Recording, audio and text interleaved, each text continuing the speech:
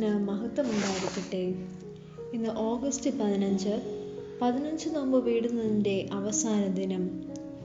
നമ്മുടെ ആത്മീയ അകത്തടങ്ങളിലേക്കുള്ള യാത്രയാകണം ഓരോ നോമ്പും. 1836 ഇതേ ദിനത്തിലാണ് എബ്രഹാം മൽപ്പാൻ ആദ്യമായി സദറ പ്രമ്യോൻ പ്രാർത്ഥനകൾ മലയാളത്തിൽ ചൊല്ലി വിശുദ്ധ കുർബാന മാരാമൺ പള്ളിയിൽ അനുഷ്ഠിച്ചത്. അതുപോലെ തന്നെ ഭാരതം ഇന്ന് 77-ാം സ്വാതന്ത്ര്യദിനം ആഘോഷിക്കുകയാണ്. ഓരോ നവീകരണവും സ്വാതന്ത്ര്യത്തിൻ്റെ പുത്തൻ അധ്യായം നമ്മിൽ തുറക്കുന്നു. ഇന്നത്തെ അല്പസമയത്തെ ചിന്തയ്ക്കായി തിരഞ്ഞെടുത്തിരിക്കുന്ന വേദഭാഗം ലൂക്കോസ് എഴുതിയ സുവിശേഷം 6-ാം അധ്യായം 20 മുതൽ 26 വരെയുള്ള വാക്യങ്ങൾ.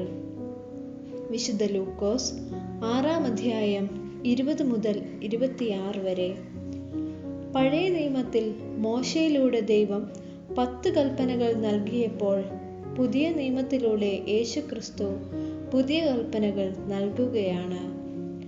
ഈ ഭാഗങ്ങളിൽ ശിഷ്യന്മാരെ നോക്കിക്കൊണ്ടാണ് യേശു സുവിശേഷ ഭാഗ്യങ്ങൾ ഉദ്ഘോഷിക്കുന്നത്.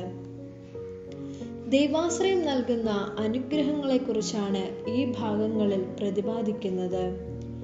യേശുക്രിസ്തു ഭാഗ്യനിർഭാഗ്യങ്ങളുടെ ഒരു പട്ടിക നിരത്തുകയാണ്.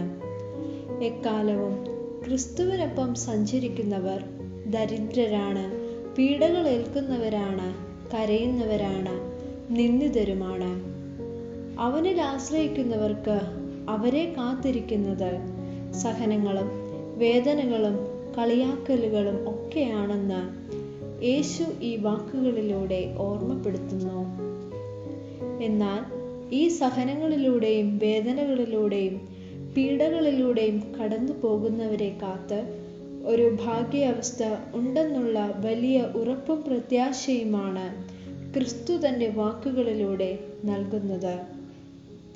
വാക്യം 24 മുതൽ 26 വരെ. ലോകപ്രകാരം സമ്പന്നർ, ആശ്വാസം കണ്ടെത്തുന്നവർ, ഈ ഭൂമിയിൽ സംതൃപ്തി കണ്ടെത്തുന്നവർ, ചിരിക്കുന്നവർ, ഇവർക്കൊക്കെ ഭാവിയിൽ ഉണ്ടാകുവാൻ പോകുന്ന അപജയങ്ങളെക്കുറിച്ചാണ് യേശു ഇവിടെ ഓർമ്മപ്പെടുത്തുന്നത്. ലോകപ്രകാരമുള്ള ഭാഗ്യാവസ്ഥയിൽ നിലനിൽക്കുവാനല്ല, ദൈവരാജ്യം വിഭാവനം ചെയ്യുന്ന ദർശനങ്ങളെ മുറുകെ പിടിച്ച് മുൻപോട്ട് പോകുവാനുള്ള ആഹ്വാനമാണ് ക്രിസ്തു ഈ ഭാഗങ്ങളിൽ നൽകുന്നത്. നമ്മുടെ ജീവിതത്തിൽ പല പ്രതിസന്ധികളും പ്രയാസങ്ങളും കടന്നു വരുമ്പോൾ പിറുപിറുപ്പ് കൂടാതെ അത് കൃപയുള്ളതായി മാറ്റത്തക്ക വിധം ഒരുക്കത്തോടുകൂടി സഹനങ്ങളെയും പ്രതിസന്ധികളെയും നെഞ്ചോട് ചേർക്കാം.